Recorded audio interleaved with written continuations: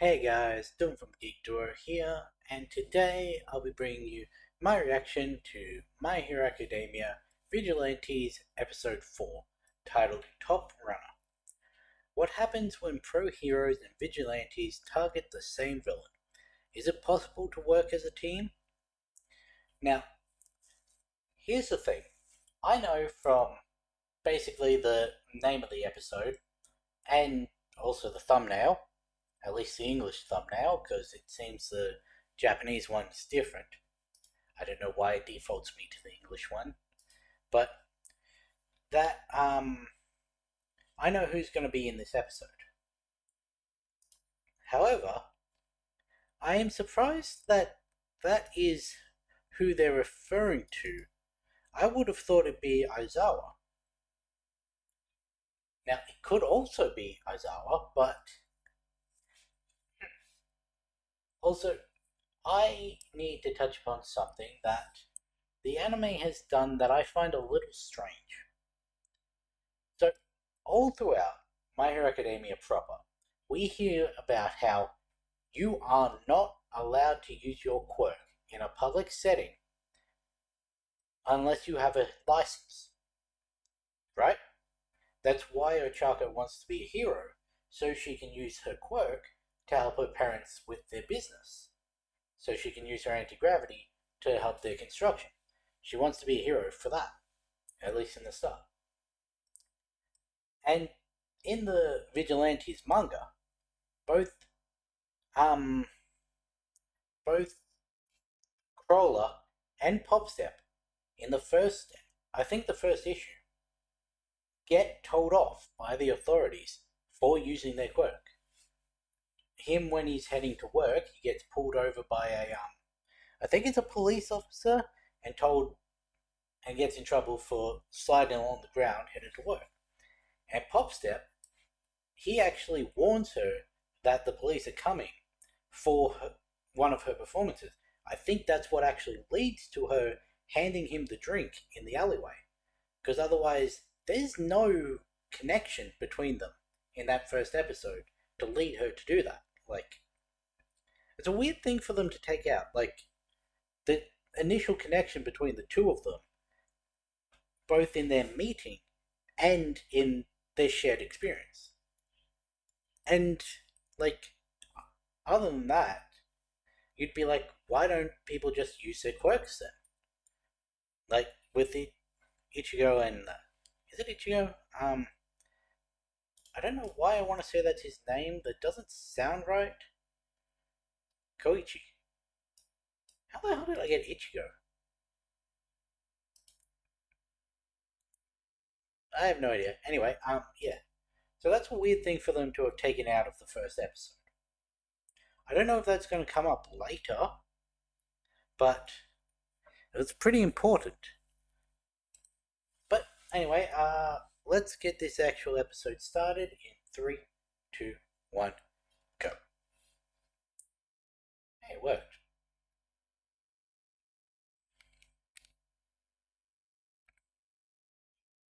Um,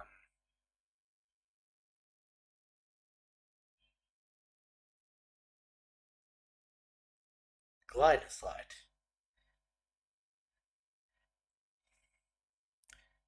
I mean, that's somewhat similar to slide and go and to um to the crawler's quirks.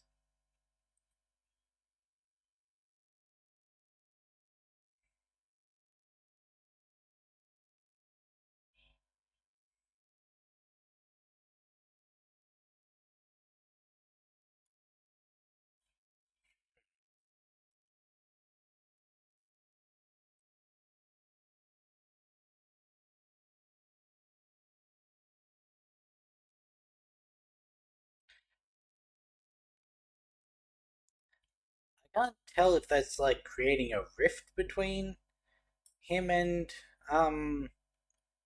Knuckle Duster, or it's been a couple weeks since I watched this, and it's only been 3 episodes. I'm forgetting names.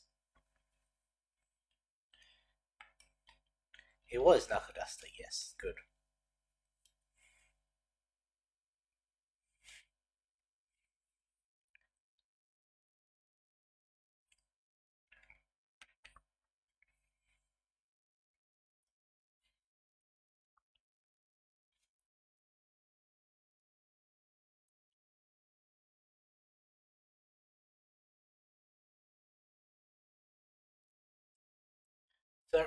I've said I have no idea where this is going. I don't know how important the visuals of this are in relation to, I'd assume, the first half, because they usually do like two openings. But there are some things I want to talk about, but I don't know how spoilery they'd be, or even if I'm correct about what I'm remembering from like osmosis, not actually reading, because I don't know any of this stuff.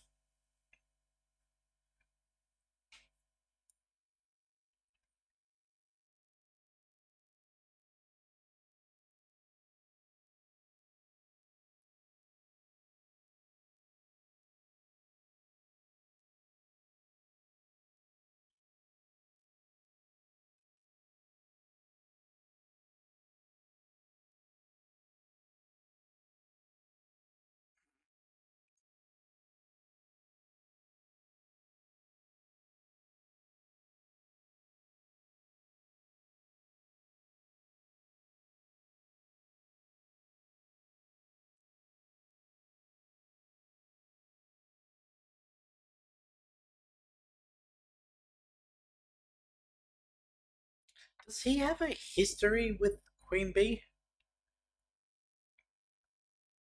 Or someone like her, maybe?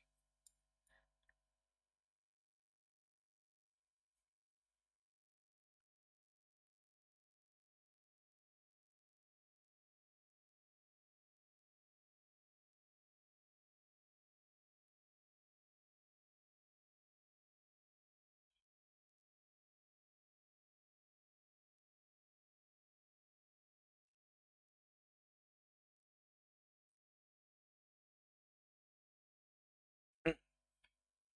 Yeah.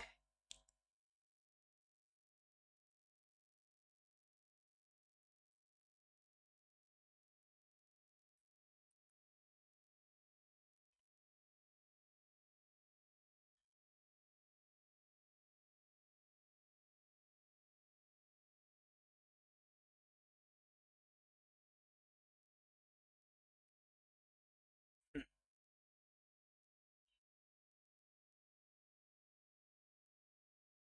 She is still a teen girl.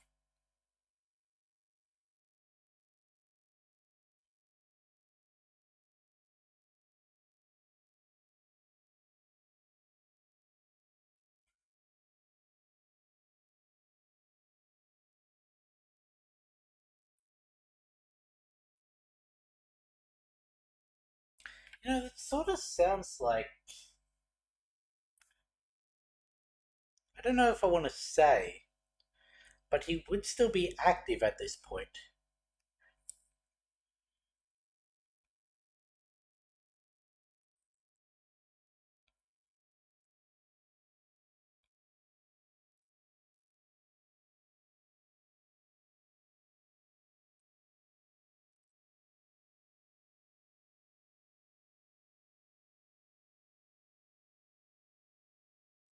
Is that a triple shot?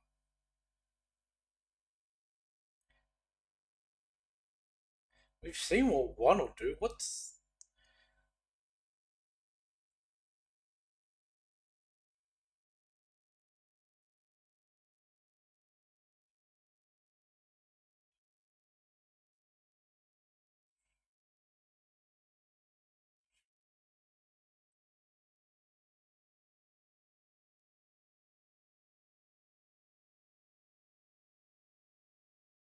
Hmm.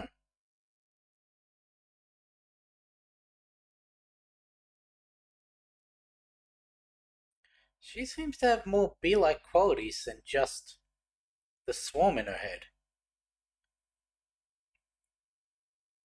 It's like she floated down.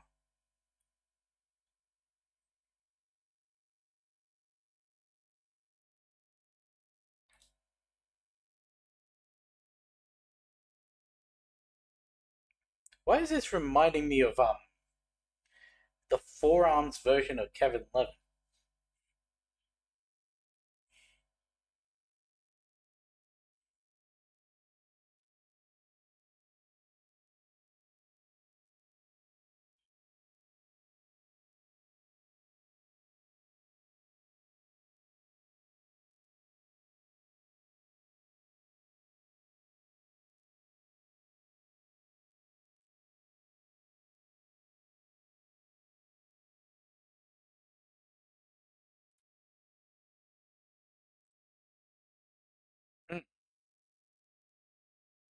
How is he so strong? Like, we know he doesn't use a quirk.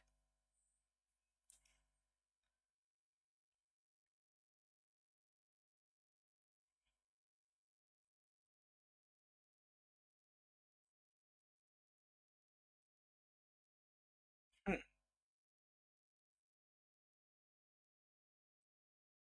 So it's sort of like Nora, using the internal electricity to strengthen blows.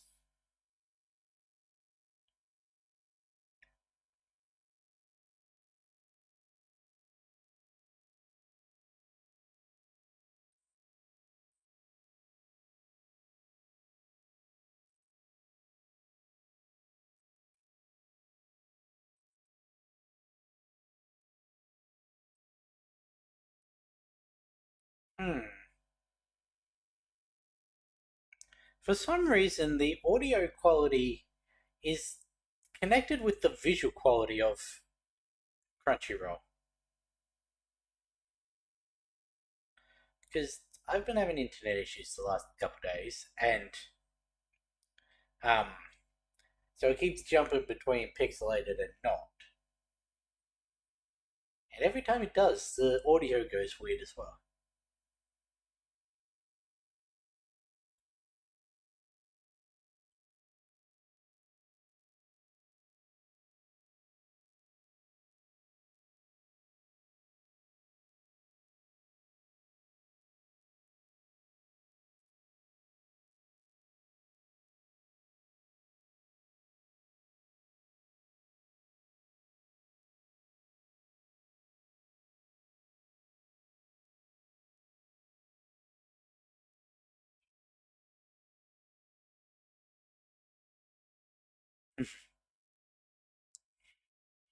Almost seemed like he was being serious.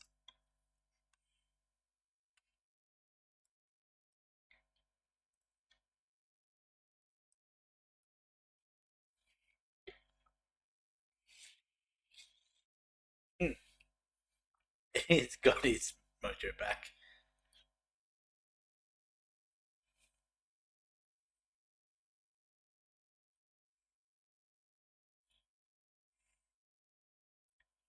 Oh, that just made me think of a raised.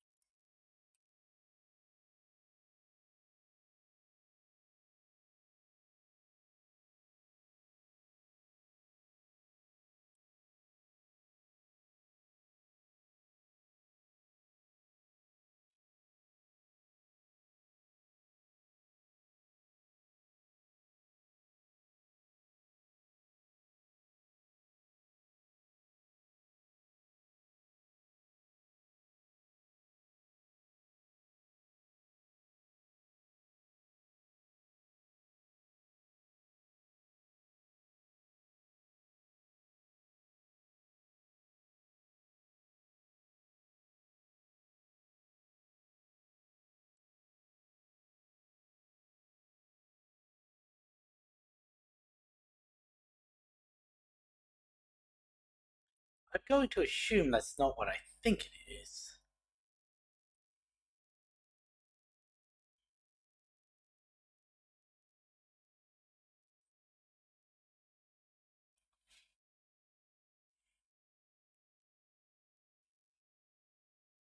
Because it seemed like he, like, I'm assuming paid for a date. Really, Tensei? You can't put your own armor on?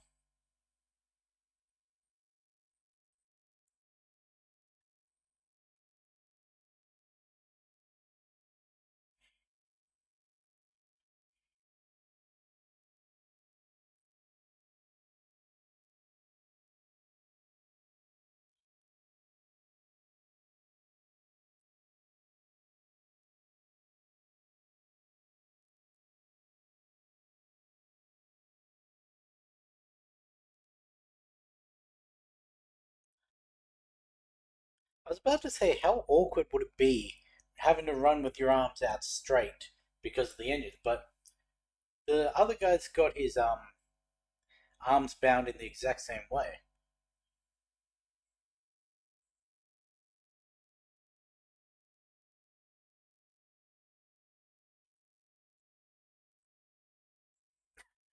He's got airbags in his suit.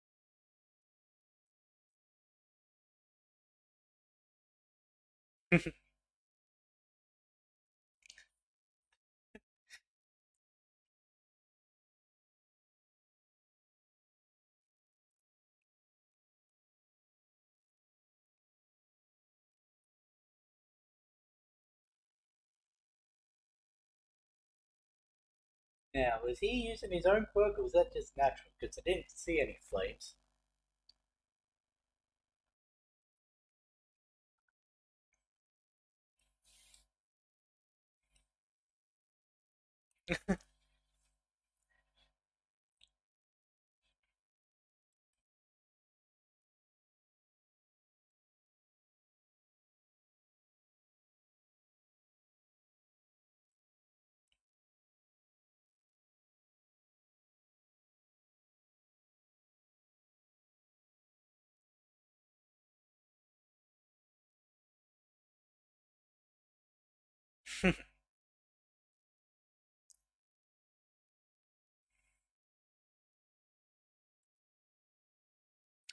Yeah.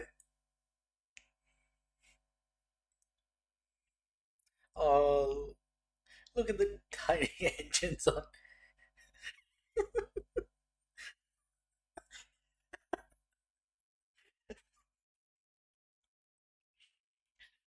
Okay, that was genuinely funny.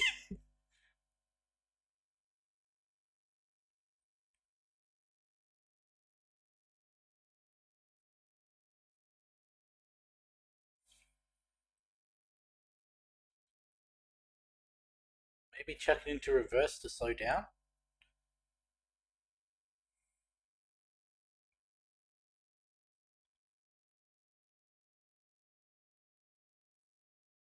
Hmm.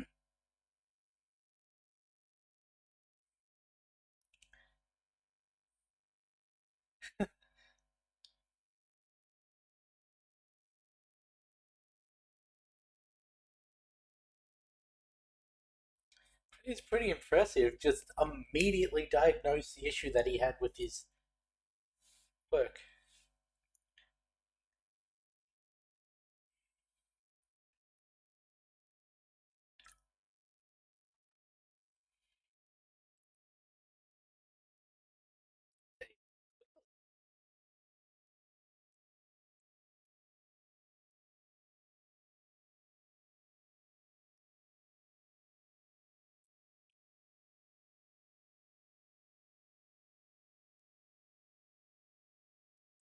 Glad we get to actually meet Tensei in this.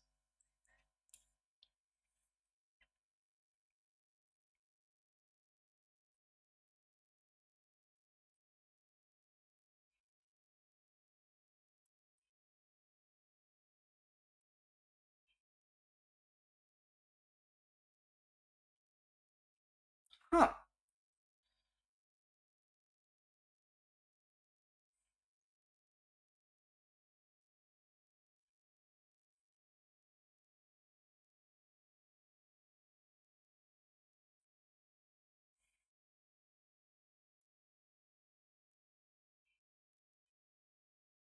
Interesting. I was not expecting him to be uh, recruited by Tensei. Why are you running the same path?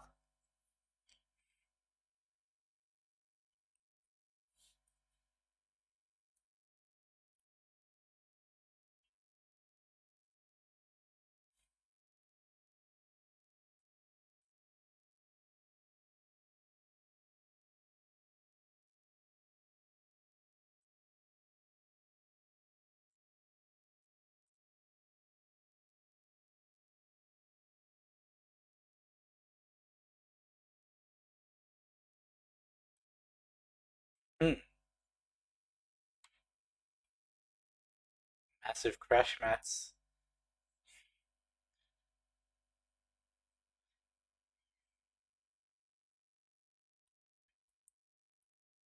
Huh.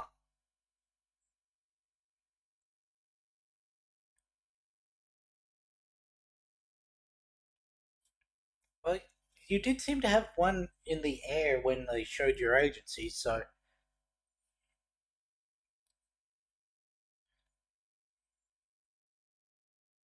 What? Her?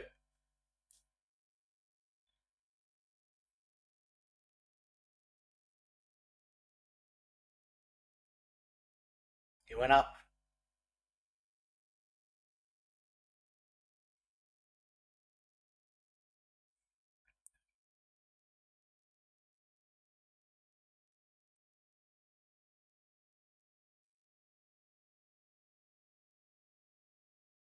I'm interested in learning more about his psychics.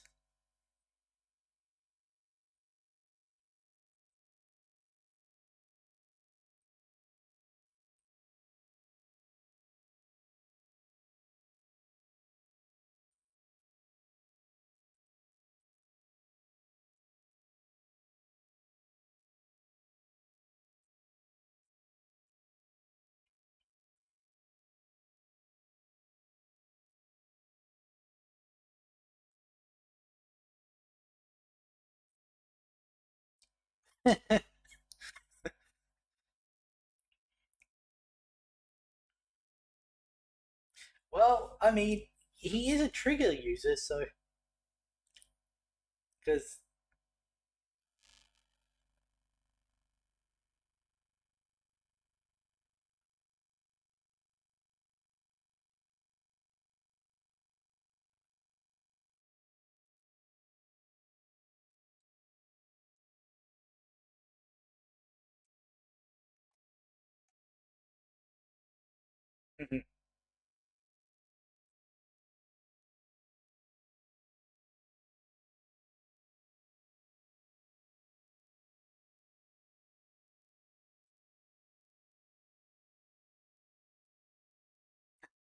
I'm just here for support.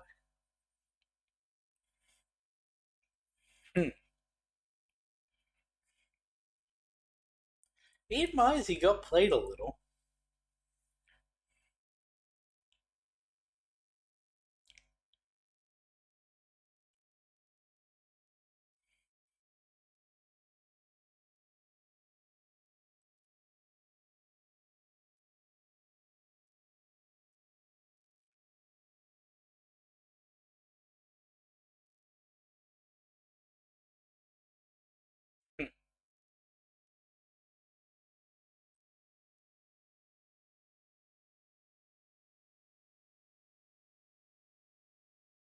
I can't exactly have a um vigilante.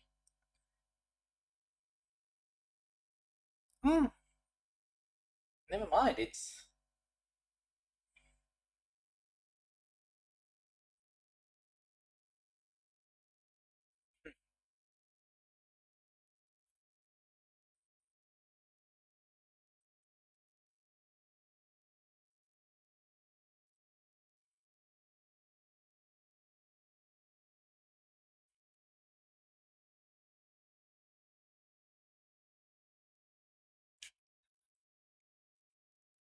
well, it was just a fun episode.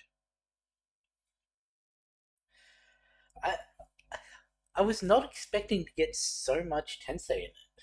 Like, yeah, we saw him in the last step. Was it the last episode? Yeah, B. He was one of the first ones on the scene when all the outbreak happened, and I did know he was somewhat involved, just as one of the faces we see, because he was an active hero at the time in the area, like Midnight, Aizawa, I almost said Eraserhead, Present Mike, all those. Like, it's someone that we know who is active, so yeah, they pop up. But I was expecting that much. Because in this one episode, we got more of him than we did in the entirety of My Hero proper.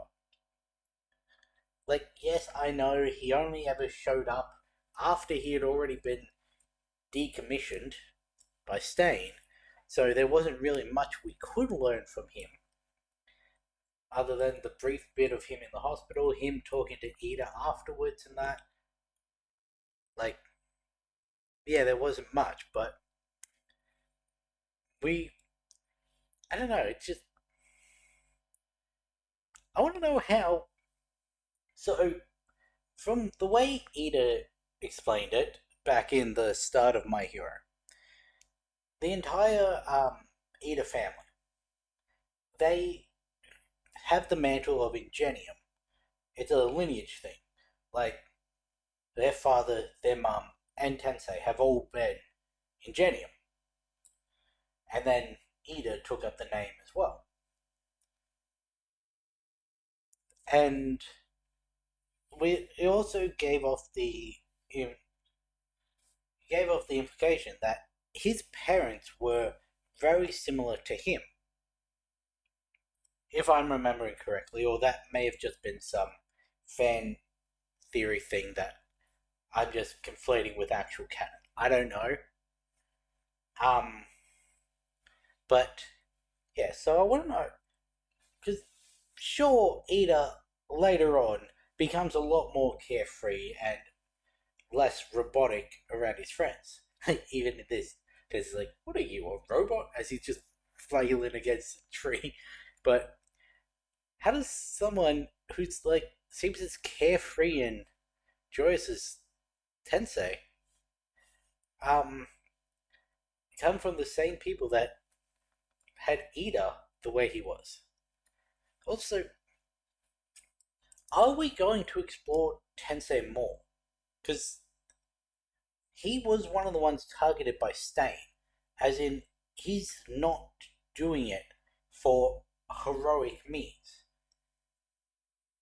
Is that purely because he comes from a high class lineage thing, and just all eaters are, because they've capitalized off of it, are complicit in the thing? Or is there something? No, because this would have happened. This started well after that, so maybe they were given notes on what to do with Tensei's character to sort of bring him to the point where Stain would be looking at him. I mean, we also don't know anything about Native, or did we know any of his other victims? I don't think so. But yeah, so I don't know, because I wouldn't expect the one we saw here. Admittedly, we still don't know what to think of him from half an episode, but yeah, I'm surprised. Also, what is up with B? Or as her persona, Honey. Like, she seems. I'm pretty sure she's a high schooler.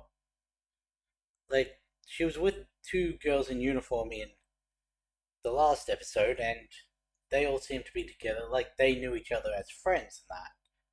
Probably from the same school. Yet here she's going out on what seems to be a date with a grown man. Like, from offline and that.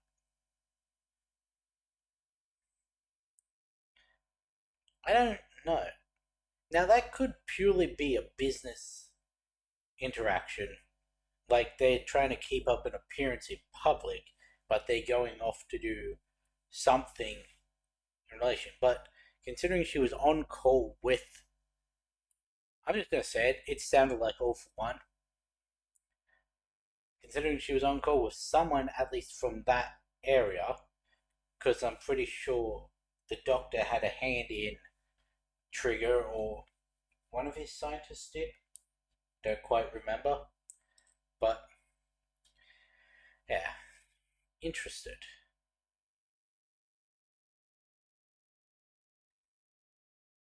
also just the manic energy, the not contradiction, the contrast between her like public persona and how she looked when she was goading on that addict into attacking people. That I want to go back and look more into what she actually said, but I don't really have time today, so maybe I'll touch upon that in the next episode. But I never noticed she had spiky teeth in the last one. Plus, I want to know she's got some serious speed and some like floating ability because she was able to dodge that superpowered punch from the triggered guy, the triple triggered guy, and with no issue, landing on a second story stairwell and then just floated to the ground easily. So I didn't want to look more into her quirk, but I also know that doing that would be massive spoilers. So I'm just going to let it play out. I want to see more of Tensei's team. Like, what are they able to do? Because each of them have very unique looks. Like, if I bring up his team, you got the one in the air with like the fans and that. You've got one who sort of looks like they're in an Ingenium outfit, but that's not quite right. Though that could be an old uniform. You've got the big military looking guy next to him. You got this shorter girl with the horns. You've got the big guy in the full costume. Then you've got some like actual soldiers or something. Like they've got their own police force. So I'm very interested to see if they're going to play a bigger part. But anyway, I'm going to end this one here. It was a very entertaining episode. With that being said, I'll catch you in the next one.